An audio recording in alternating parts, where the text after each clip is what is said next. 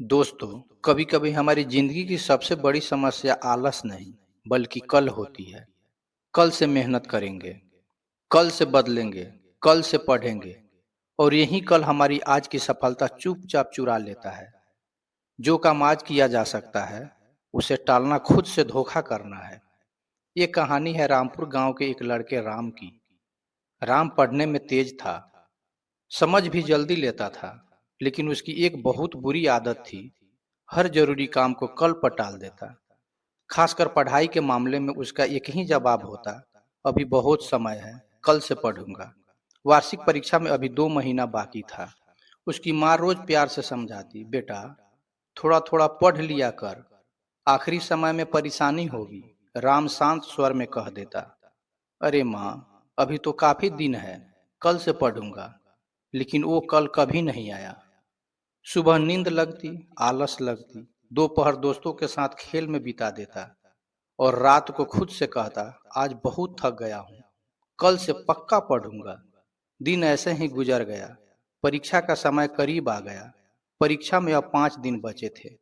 राम घबरा गया। उसने सोचा कि रात भर जग के पढ़ूंगा और पूरा सिलेबस खत्म कर दूंगा। जैसे ही उसने किताब खोली, उसे एहसास हुआ कि उसने पूरे साल पढ़ाई को कितने हल्के में लिया था। ढेर सारे अध्याय देखकर उसका सिर चक्कर होने लगा और नींद तेज आने लगी, जिससे उसने सो गया। ऐसे ही करते करते परीक्षा का दिन आ गया। तब उसने अपने आप को दिलासा दिया, कोई बात नहीं, परीक्षा केंद्र पर जाने से पहले जरूरी सवाल पढ़ लूंगा। जब वह परीक्षा हॉल में प्रश्न पत्र को देखा तो उससे एक भी सवाल पूरी तरह से हल नहीं हो पा रहा था। उसे सब कुछ ठीक से याद नहीं आ रहा था।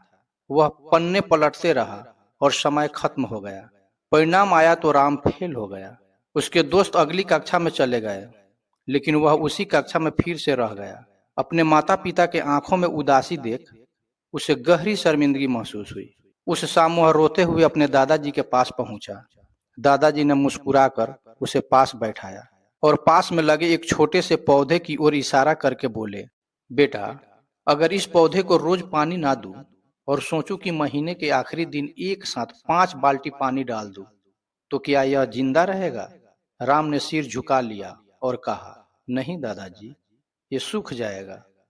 दादाजी मुस्कुराए और बोले, पढ़ाई या कोई काम वैसे ही निरंतर क्रिया है। ज्ञान का पौधा रोज थोड़ी थोड़ी मेहनत से बढ़ता है। कल एक ऐसा चोर है जो आज की मेहनत और आने वाली खुशी दोनों चुरा लेता है। उन शब्दों ने राम को झकझोर दिया। उसने उसी दिन तय कर लिया कि अब वो कल का इंतजार नहीं करेगा।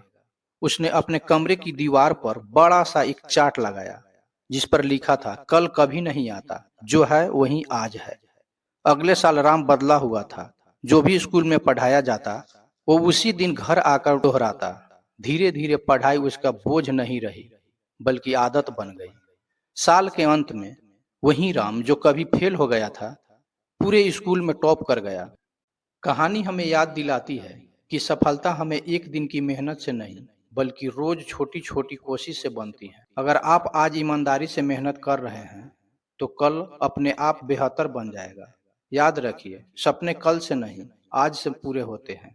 इसी पे कबीर दास जी का एक पंक्ति है, कल करे सो आज कर, आज करे सो अब, पल में परलय होगी, बहुरी करेगा कब। दोस्तों, अगर ये वीडियो आपको अच्छा लगा हो तो मेरे चैनल को लाइक और सब्सक्राइब कर दीजिए। धन्यवाद।